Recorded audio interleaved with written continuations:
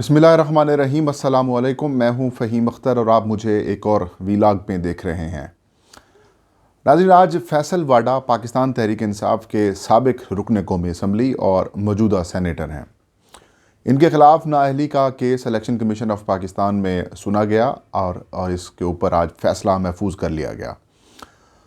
आज की समाअत का अहवाल बताएंगे और कुछ रिपोर्टिंग थोड़ी सी नेगेटिव हुई है, जिसके बाद ये तासुर देने की कोशिश की गई है कि जैसे चीफ इलेक्शन कमिश्नर ने या इलेक्शन कमीशन ने ये रिमार्क्स दिए हैं कि फैसल वाडा की जानिब से जो सर्टिफिकेट एक जमा कराया गया है उसको उन्होंने रिजेक्ट कर दिया है। तो इसके बाद क्लियर हो गया कि अब इनकी गेम ख़त्म हो गई है और फैसल वाडा जो हैं वो नाअहल हो जाएंगे। इसका अहवाल पूरा बताएंगे, इसके इसका बैकग्राउंड भी आपको बताएंगे और कौन सा एक नुक्ता है जिसके ऊपर फैसल वाडा के बचने के चांसेस हैं और वो नाअहली से बच जाएंगे। आपके जहनों में सवाल उठा होगा कि जब उन्होंने रुकने कौमी असम्बली से इस्तीफ़ा दे दिया था, वो रुकनियत छोड़ दी है, तो फिर उसको इस केस को चलाने का क्या फ़ायदा है। इस केस को चलाने का मकसद एक ही है कि फैसल वाडा ने दरख्वास्त गुजारों के मुताबिक जो एक जुर्म किया है, झूठ बोला है इलेक्शन कमीशन ऑफ पाकिस्तान से और उसके एवज़ वो रुकन कौमी असम्बली बने, फिर वफाकी वज़ीर के ओहदे पर भी रहे, तो उस जुर्म की, उस झूठ बोलने की उनको सज़ा दी जाए। दरख्वास्त गुजारों का ये कहना है कि जिस वक्त कागजात नामजदगी इलेक्शन कमीशन ऑफ पाकिस्तान के रिटर्निंग अफसर को फैसल वाडा की जानिब से कराची की नशस्त के ऊपर जमा कराए गए, तो उस वक्त वो दोहरी शहरियत रखते थे और उन्होंने दोहरी शहरियत जो है वो अपनी कागजात नामजदगी मंजूर होने के बाद जो है वो वापस की या फिर ख़त्म की। फैसल वाडा इसको तस्लीम नहीं करते। वो कहते हैं कि जब मैंने नॉमिनेशन पेपर जमा कराई तो उस वक्त मेरा पासपोर्ट भी मनसूख हो चुका था और मेरी दोहरी शहरियत भी नहीं थी। ये केस है क्या, इसके ऊपर भी डिटेल बताएंगे, लेकिन दरख्वास्त गुजार ये समझते हैं कि फैसल वाडा ने जो जुर्म किया है उसकी उनको सज़ा मिलनी चाहिए और उसकी सज़ा अगर उनको आर्टिकल 62 या 63 के ऊपर जो है आर्टिकल 621F के तहत उनको सज़ा मिल जाती है तो फैसल वाडा की नाअहली ताहयात है, वो नाअहल हो जाएंगे। वो किसी तौर पर भी किसी अवामी नुमाइंदे की नशस्त के ऊपर इलेक्शन लड़ने के लिए अहल नहीं होते। इसका मतलब ये हुआ कि अगर वो पिछले केस में नाअहल तस्वुर कर दिए जाते हैं तो फिर वो सेनेटर बनने के भी अहल नहीं होंगे। तो यही वो वजह है कि दरख्वास्त गुजार चाहते हैं कि इनको पूरा फिक्स किया जाए और जो नशस्त है सेनेटर की, पीपल्स पार्टी अब ललचाई हुई नज़रों से उसको देख रही है कि अगर बतौर सेनेटर भी वो नाअहल कर दिए जाते हैं तो फिर नशस्त हमारे पास आ जाएगी, पीपल्स पार्टी के पास। ज़ाहिर ऑब्वियस है उनके पास नंबर ज़्यादा हैं सिंध असम्बली में। बैकग्राउंड क्या है इस केस का? बैकग्राउंड ये है कि फ़खर दुरानी जो कि दी न्यूज़ के इन्वेस्टिगेटिव रिपोर्टर हैं, उन्होंने पेंडोरा पेपर में जो इन्वेस्टिगेशन की थी ICIG के साथ मिलकर, उमर चीमा के साथ मिलकर उन्होंने काम किया। उन्होंने जनवरी 2021 में 20 में एक स्टोरी की जिसमें उन्होंने इस बात का इंकशाफ किया कि फैसल वाडा ने जब अपने नॉमिनेशन पेपर जमा कराए तो उस वक्त वो डुअल नेशनल थे, दोहरी शहरियत उनके पास थी। जब नॉमिनेशन पेपर्स उनके एक्सेप्ट हो गए तो उसके बाद उन्होंने अपनी शहरियत जो है वो छोड़ी और उनको सर्टिफिकेट मिला। इसलिए उन्होंने कहा कि इलेक्शन कमीशन के सामने वो झूठ बोलने के मुर्तकिब हुए हैं और इन्हीं ग्राउंड्स के ऊपर Supreme Court of Pakistan Muslim League Noon के सेनेटर जो है वो शाहिद खाकान अब्बासी की बहन थी, उनको नाअहल कर चुके हैं और इसी तरीके से एक दो और सेनेटर्स जो थे उनको भी नाअहल किया गया सुप्रीम कोर्ट की जानिब से। तो इस फैसले की रोशनी में फैसल वाडा भी नाअहल है। ये स्टोरी छपती है। इस स्टोरी के छपने के बाद कादिर मंदोखेल जो कि उस हलके से पीपल्स पार्टी के उम्मीदवार थे, हार गए थे और उस वक्त जनरल इलेक्शन 2018 में मुस्लिम लीग नून के उम्मीदवार भी आते हैं, 2-3 और लोग भी आते हैं और कुछ शहरी भी आते हैं और उन्होंने आके इलेक्शन कमीशन ऑफ पाकिस्तान में इस केस को चैलेंज कर दिया। 21 जनवरी के बाद 2020 के बाद इसको टेकअप किया गया फरवरी 2020 में। इस केस को बहुत लॉन्ग लिया, बहुत ज़्यादा इसको कह सकते हैं, कभी कोई एप्लीकेशन आती थी उसको चैलेंज किया जाता था, कभी इलेक्शन कमीशन की जुरिसडिक्शन को चैलेंज किया गया। इस्लामाबाद हाई कोर्ट और इलेक्शन कमीशन के माबैन एक फ़ुटबॉल मैच चलता रहा था, कभी गेंद उधर जा रही है या कभी गेंद इधर आ रही है। फुटबॉल टाइप कह सकते हैं या फिर बैडमिंटन कह सकते हैं, टेनिस कह सकते हैं कि एक दूसरे को गेंद उछाली जा रही थी। तो बिलाखिर इस्लामाबाद हाई कोर्ट ने इलेक्शन कमीशन ऑफ पाकिस्तान को हुक्म दिया कि इसके ऊपर जो है वो जल्दी समाअत मुकम्मल करें और इसके ऊपर फैसला दें।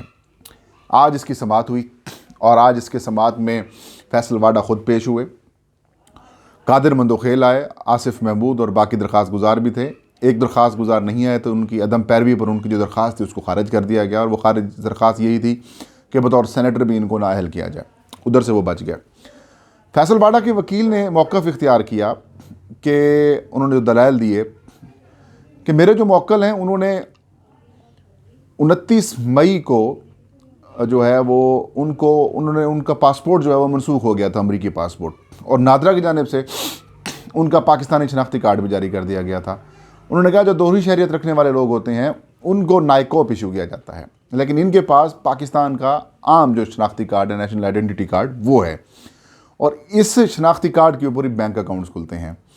लिहाजा इनको ये था इल्म के, और इन्होंने रिटर्निंग अफसर ने भी अपने फैसले में ये लिखा था कि इनका पासपोर्ट जो है वो मनसूख हो चुका है, लिहाजा वो अब दोहरी शहरियत नहीं रखते।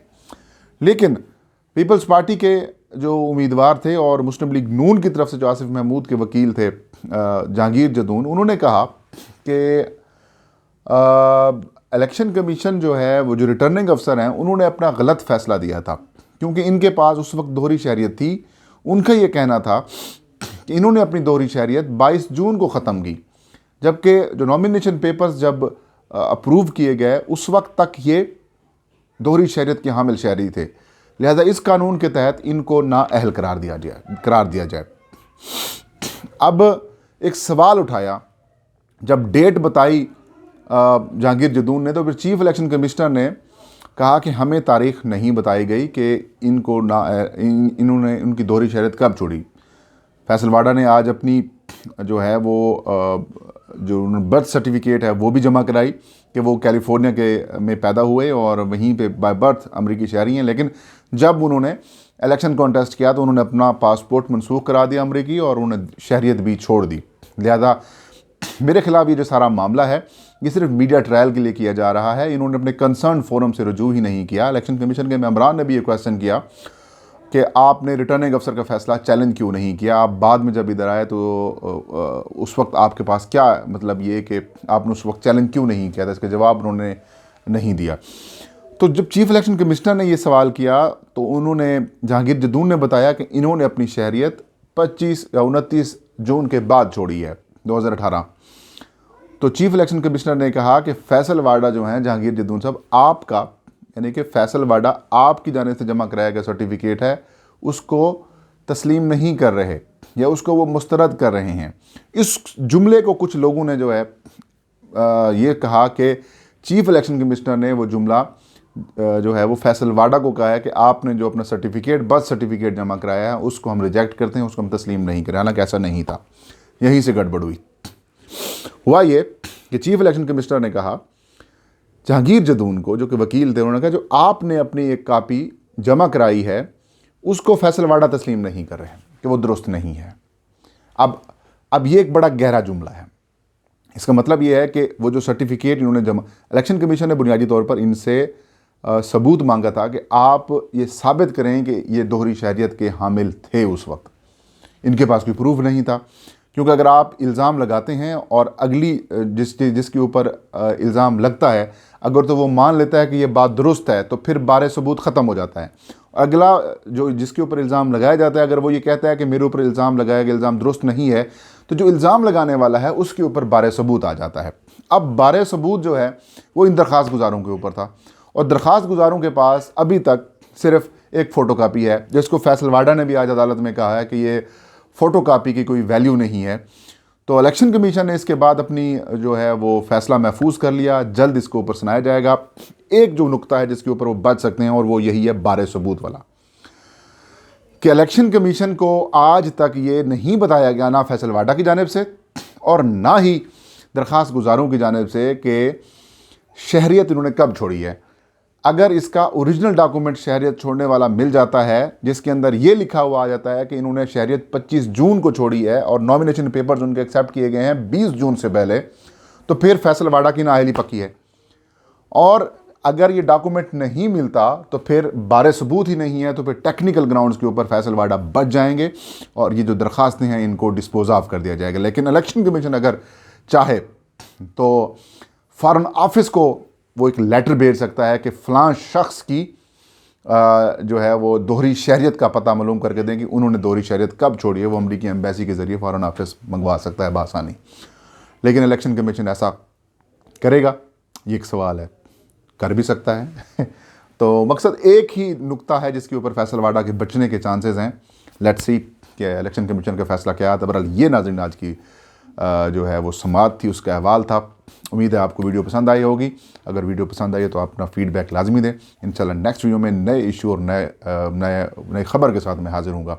तब तक अल्लाह हम सबका हामी नासिर हो।